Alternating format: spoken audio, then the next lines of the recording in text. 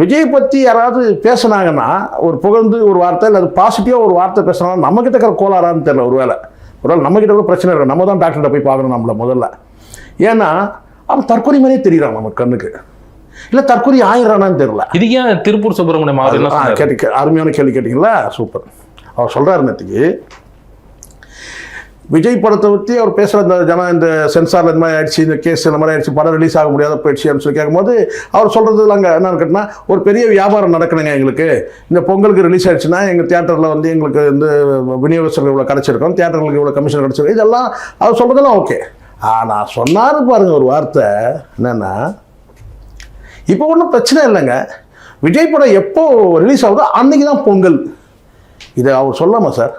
ஒரு பெரியமா சொன்னானே, ரசிகர்களை கவர்றதுக்காக அப்படி சொல்லி. ரசிகர்களை கவர்றதுக்கு இவர் யாரு? சினிமா தியேட்டர் உரிமையாளர் சங்க தலைவர், அவ்வளோதானே.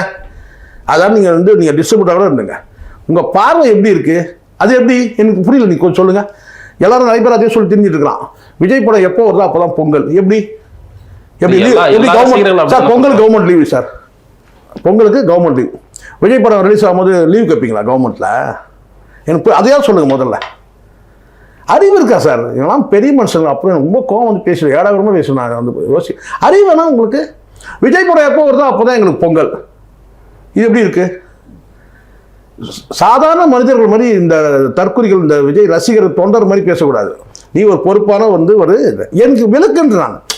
விஜய் படம் எப்போ வருதோ அப்போ தான் பொங்கல் சொல்கிறேன்ல, எனக்கு அது புரியல. சொல்லுங்க, விஜய் படம் எப்போ ரிலீஸ் ஆனாலும் நாங்கள் லாபத்தை எடுத்துருவோம் சார் அப்படி சொன்னீங்கன்னா அது கரெக்ட்.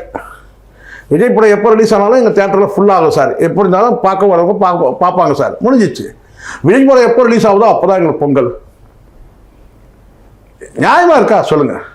அது ஒரு வார்த்தைகளில் வந்து வேற சார். விஜய் ரசிகர்கள் பேசலாம் சார், விஜய் தொண்டர்கள் பேசலாம் சார், டிவிக்கு தொண்டர்கள் பேசலாம், விஜய் ரசிகர்கள் பேசலாம். நீ வந்து ஒரு பொதுவான ஒரு சங்கத்தை நடத்துகிற ஒரு நபர், தியேட்டர் சங்கத்தை நீ நடத்துகிற, நீ ஒரு வார்த்தை சொல்கிற கேட்டால் பொங்கலுக்கு ஏன் ரிலீஸ் ஆகும்னு கேட்டால் அதுக்கு நீ பதில சொல்லுவியா? அதை விட்டு அவர் படம் எப்போ ரிலீஸ் ஆகும் அப்போ தான் எங்களுக்கு பொங்கல்.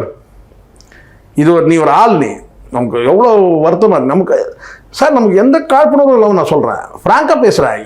எதுக்கு அப்படி ஒரு வார்த்தை எதுக்குன்னு கேட்குறேன் நான். எதுக்கு, ஏன் அப்படி சொல்கிறேன்?